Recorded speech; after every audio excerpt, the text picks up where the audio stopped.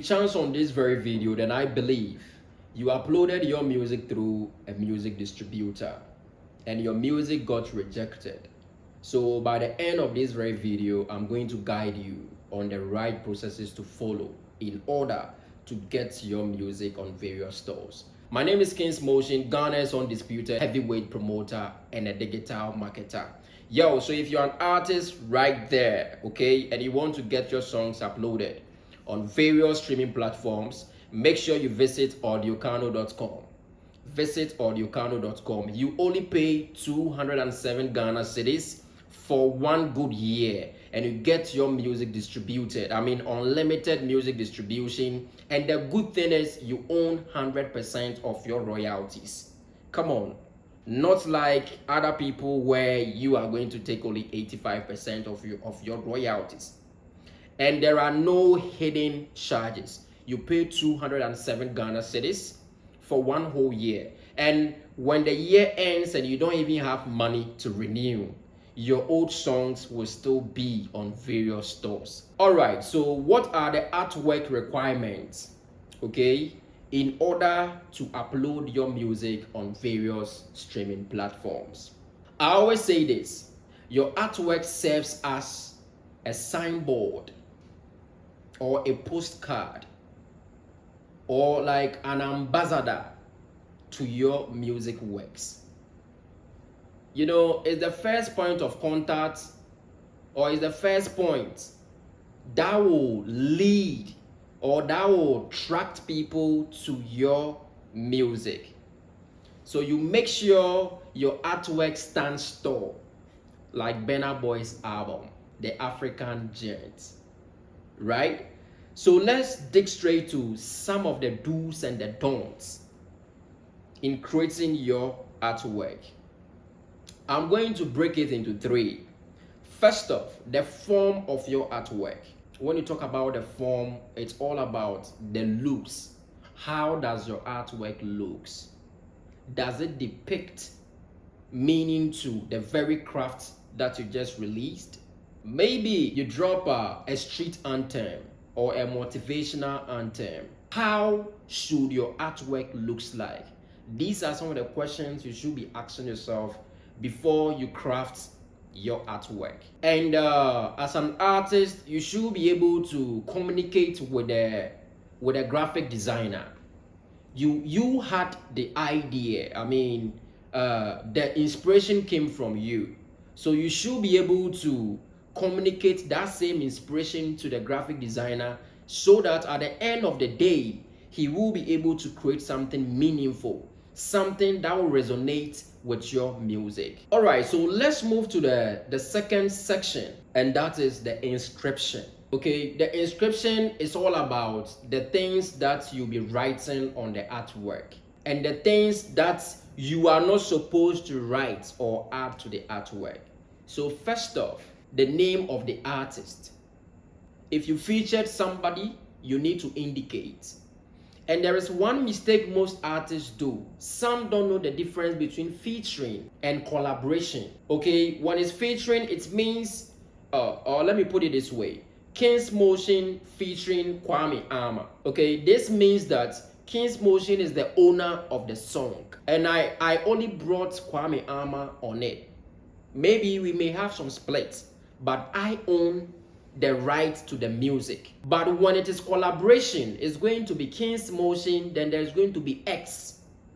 Kings Motion X Kwame Ama. That means that both parties is 50-50 something. So even the royalties is going to be 50-50 something. I will not speak much about the royalties because maybe it will depend on so many factors. Okay, where the song was recorded, who is footing the bill and all of that. You get me? But when there is Kwame Ama or Kings Motion X Kwame Ama, it means it's a collaborative project and we all own the very music. You get me? All right, let's move to the next thing, which is the title of the song. The title also has to be on the artwork. Also, the producer. Most musicians, I mean, they will just write their names and forget about the producers who crafted the whole thing. But take note, The producer is also technically he's also an artist. Okay, he created that beat and you jump on it. So always it's advisable for you to include the names of the producers, right? Now let's move to the next thing. Things that you are not supposed to do. Okay, things that you shouldn't add on your artwork. The first one is pornographic images. Maybe you are doing some club music and you want to add some babes aesthetics. Do not expose private parts like the breasts, the nyash and all of that. It can be sexy, but don't show too much of, you get me? Then the next thing, avoid including your social media handles. Some people will be adding their Instagram, Facebook, TikTok and what have you on their graphic work, which is very wrong. The stores, they will surely reject your music. The next thing, avoid logos and brand names. Maybe you are under a record label. It's different. If the record label is releasing it through his account, that's fine. But maybe you are just an artist. You are using a basic plan. Okay, then you just go and write your record label, your personal record label, which you've not even registered, nothing. That is very wrong. If you are using a basic plan and it's not a record label, just indicate your name. Okay, do not add any label. Then the next thing is watermarks. Avoid adding watermarks to your artwork. Also, do not add URLs. Okay, do not add any form of links, being your website link or what have you. Avoid that. Then no references or physical packaging or pricing. Don't add the price of your music or what have you on it. And also avoid adding barcodes and physical products to your very image. Okay, the barcode readers that we use to scan stuff at the mall. Don't do the same thing to your graphic work or your artwork. Avoid it, because when people go to Spotify or Apple Music, the prices are already there. They can purchase from that side. Also, avoid sponsored and social media links. Yeah. Then the next thing is avoid blur and pixelated images. Okay, when you talk about pixelated images, it looks so blurry some way, like as in artwork in it. So no, avoid that. Make sure your artwork stands tall, like Burna Boy's album. You get me? That's it. Now let's move to the next thing, which is the formats or size of the artwork. Always make sure the sizes or the size of your artwork are the same. Okay, it's supposed to be square. Then when we come to the resolution, it's supposed to be 3000 by 3000 pixels.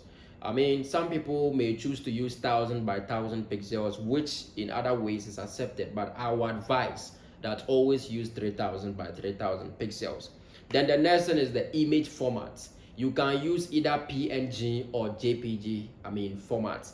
But if you ask King's Motion, I would tell you that always use JPG files, because there are other distributors that they have requirements as to the size of your artwork.